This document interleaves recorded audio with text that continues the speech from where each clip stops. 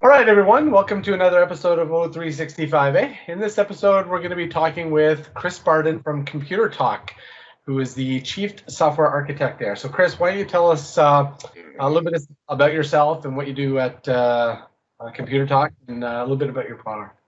Sure. I'm Chris Bardon from Computer Talk, and I've been there for about 16 years now. And my job is really to come up with. I lead the engineering team there, and I've been working in the UC space, kind of specifically around the Microsoft stuff for about 15 years now. And what we do is we build contact centers. So primarily, it's contact center as a service now. So we've been operating a cloud contact center since the early 2000s out of Toronto. And then we've recently expanded. We've got 2 data centers in Canada now, 1 in the U.S., and a bunch of customers overseas. And we operate a platform is called ICE Contact Center for Teams, and it's a full stack contact center application. So that's ACD, IVR, call recording, reports, monitoring, chat, social, email, and where things really kind of dovetail with the Microsoft side of things is you go back to 2005. We started adding LCS instant messaging into the product. So if anyone remembers, kind of the precursor to everything is the original live communication server. We did instant messaging with that for chat. And then around 2010, we started rewriting the whole product that we already had on top of Link server. So that was UCMA and a fully virtualized Microsoft-based contact center that kind of carried forward to Skype for Business. And then now coming into Teams, what we're able to support are things like Teams native agents, and also leveraging that canvas to be able to drive content into Teams. So we've really been kind of active in the Microsoft ecosystem for a long time now, and as a Canadian and now worldwide contact center hoster. Awesome, thanks for that, Chris. And for our viewers who aren't that familiar with Computer Talk, what's the primary business focus? Is it just all contact center? Yep, that's really our focus. And I mean, and contact center really, I mean, for us, that's kind of 3 different things. Is there's the product end of it, obviously. That's sort of my focus is building the platform that we sell, which is ICE. Then there's the service end of it, which is operating the cloud service and doing the month-to-month operation of the contact center.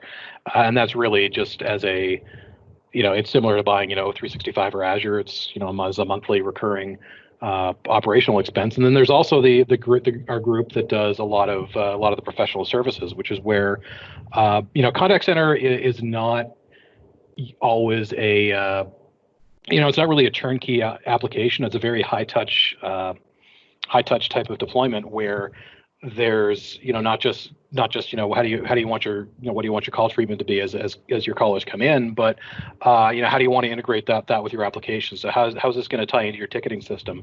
What data are you going to pull from your CRM? What are you going to push to your agents when they get a call? What do you want to do with the interaction data once it's finished, and link that with your CRM to be able to do forecasting? So we have a whole group that is really tasked with the professional services end and the application and solutioning end of things to be able to build out not just an instance of a contact center, but a successful solution for a customer. So that's really kind of what we do. Okay, and then quickly back to the focus. So you support multiple platforms. Yep. Microsoft Teams and the Microsoft products. Integration with them, is that your primary business focus, or it's sort of just one of 3 or 4? It's one of. I mean, our primary focus is the contact center as a platform. I mean, Microsoft is a great channel for us because there are things that we can do with Microsoft that we can't do with anybody else. So if all you're looking to do is voice, we have a lot of customers who are just doing voice as a service, and that you could be on Microsoft, you could be on Cisco, you could be on Avaya, you could be on Skype for Business, and anything you want. And actually, that's something that we see a lot, though, is we have customers who will start on one platform and move to another. So based on the way that we operate, we tend to find a lot of success in those migration scenarios. So, wherever you end up starting your journey, if your end goal is to get to Teams, we can basically be a constant through that whole journey. But once you do get to Teams, there, like I said, there's some things that we could take advantage of. That's where a lot of the messaging conversations come in. So what we'll do is we'll normalize things like, web chat and social media chat and SMS all down to Teams instant messaging, so that agents can handle those interactions using the client they know. And that's actually any of those clients. So you can be taking a support web chat on your mobile device, if you need to be. So it's that's kind of the end goal with Teams, is to be able to get people into that ecosystem, and then that's also being able to send calls through federation, through direct routing, again leveraging the reach of that Teams client. And then also, in addition to Teams, some of the other Microsoft services. So we do a lot with Dynamics is another big touch point for us. Cool, good stuff. Over to you, Michael. Yeah. So Chris, I just want to know, how does ICE differentiate kind of in the market, either with the other contact centers that are going through the certification process with Microsoft, or just as you talked about, supporting these other platforms? How do you compete? How do you kind of set yourself against those other workloads? So yeah, I mean, there's a lot of contact center solutions that are out there that work with Teams. I think where we really differentiate ourselves is the fact that first of all, we are offering that sort of full stack solution. Some providers are offering something that's basically like, if you go into O365, you could sign up for call queues, and call queues can answer a call, it can transfer it to an agent, but then once it routes it out of that queue, it's kind of that's sort of where the journey ends.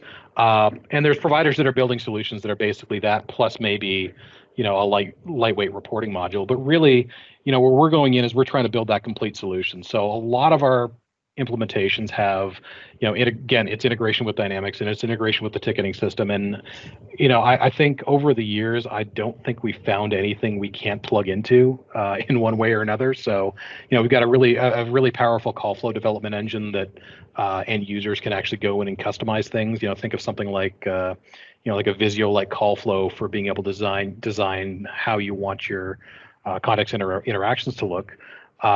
So you can go in and very easily make changes. Now, that being said, you're also able to leverage the power of things like things like cognitive services. So we're doing things with speech recognition and call transcription, custom text to speech fonts, if you want to get into that kind of thing. So there's really a lot you can do with things like natural language chatbots in ICE. So yeah, I think it's really being able to go in and build those custom solutions. We've also taken a bet on integration with Teams from a client standpoint. So what we've done is we've taken our entire agent tool set and built it into the Teams client. So what you do is you could stand up a bot. That bot will installs an application on into Teams for your agents, and those agents are now able to get all of the context for the contact center directly in Teams. So what we'll do is we'll push information to Teams, when calls or chats or whatever or emails come in. Agents will have all of that kind of at their fingertips when they go to deal with that interaction straight in Teams, and then after an interaction is done, that could be persisted into a back channel, say in a team channel, for follow up and further discussion if it's tying into it to say an incident. That's pretty cool. Yeah.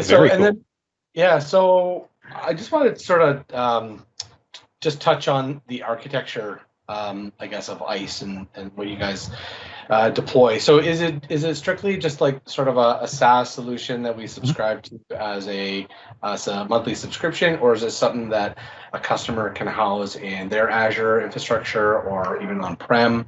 And then from a call routing perspective, and maybe it might be touching into something that Dino might but how does that work, I guess? Sure.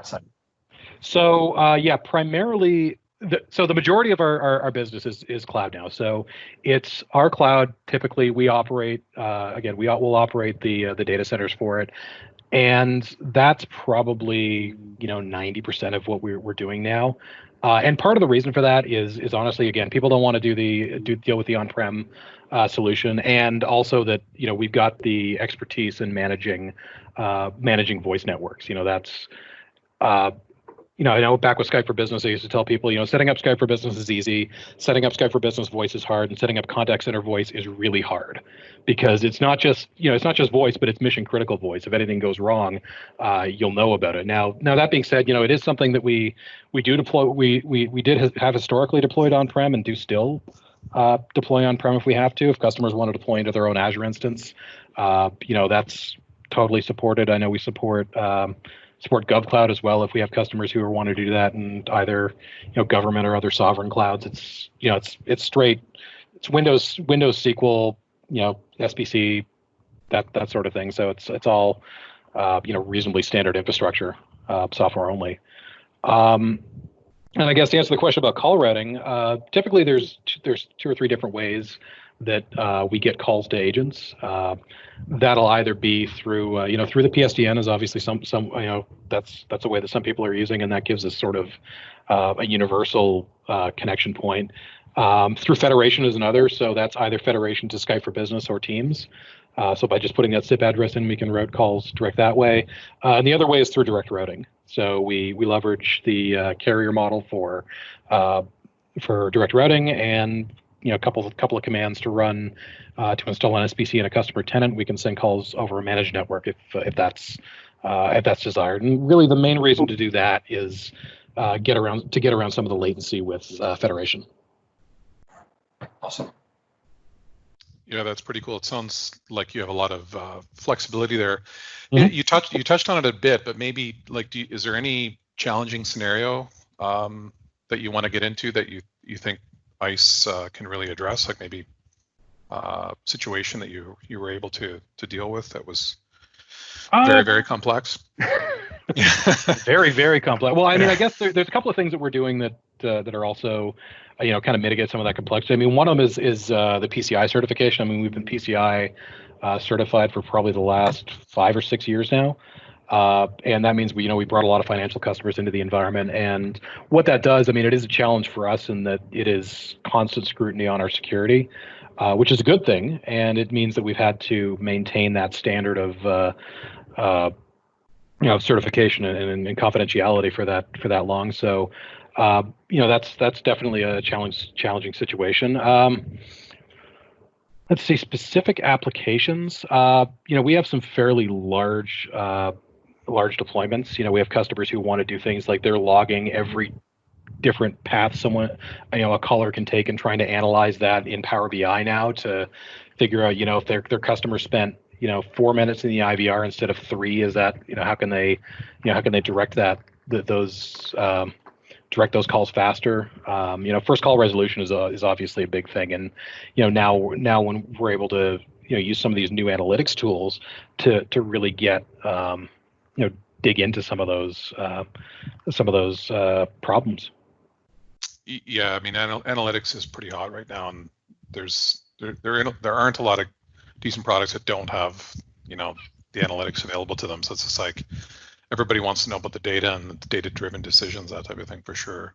Yeah, I mean, we've got about 100 reports that come out of the box, and even with that, everyone's got their own question they want to answer. So it's why being able to throw stuff at Power BI has been great, because we just say here's the fire hose, here's the schema, and people go away happy. They can kind of do whatever modeling they want.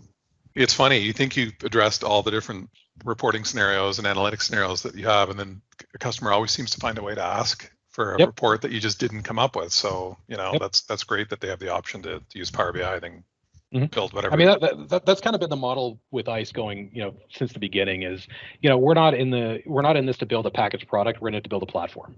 Right. And by building a platform, it means that what I'm looking out for in kind of setting the roadmap is how do we build tools that let customers solve their own problems, and let us help customers solve their problems. So you're not gonna build. There's no one size fits all approach, but it's how do you let people build those solutions? Right. And so maybe talk a little bit about the specifically the Microsoft, if there's a Microsoft certification process or a validation for contact center products out there today. Yeah, so they've actually just announced this a few weeks ago. I think it was around build timeline that they put up. But yeah, we've been talking to them for a while now about a cert program. If you go back, they actually had this with Skype for Business and Link Server, and what that was a series of tests that they ran, where it was a Microsoft developed test plan that was run by an independent testing lab. They gave you the stamp and said, "Hey, you're a compatible solution," and they listed it on a website, and that was kind of the end of the relationship. So with Teams, what they're trying to do is something a little more extensive, and it's part of that is because you're working in a live fire environment now. Teams is challenging because it's a service; it's always changing, and there's really not a lot of control that vendors like us have over what changes Microsoft pushes in. So we have to be kind of constantly maintaining the solution and figuring out what is and isn't gonna, are there changes coming down the pipeline that might affect us, and what do we have to do? So the Teams Contact Center certification is a lot more of a live process. For example, like there are multiple certification passes. As changes get pushed out, we have early access to them, so we know what's going to work. There's sort of an expectation of unified support that's going to come with this. So really what they're doing is, instead of they're casting a narrower net on it. I think there's only maybe half a dozen partners that they've started this with. So we've started the process, but it's going to be ongoing. And what hopefully that's going to mean is that at least we know that our solution is going to work. There's sort of a minimum level of competency that implies. So the partners that are going to go through this, that we're serious about it. That we've met certain requirements that Microsoft set out, and we know that the solutions are going to be complementary. So that's kind of where that's at right now. Yeah. That's great. Thank you for that.